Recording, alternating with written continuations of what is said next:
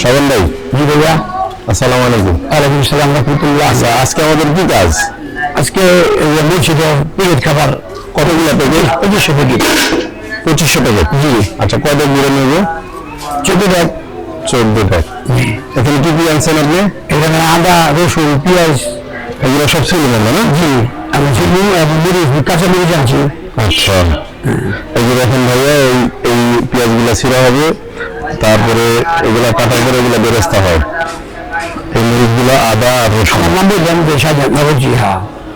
আর এই হলো আমাদের বাবুর্চি শাহজাহান ভাই, 1 নম্বর বাবুর হলো শাহজাহান বাবুর্চি, তার আন্ডারে আমরা কাজ করি। এই হলো আমাদের বড় ভাই নজরুল ভাই।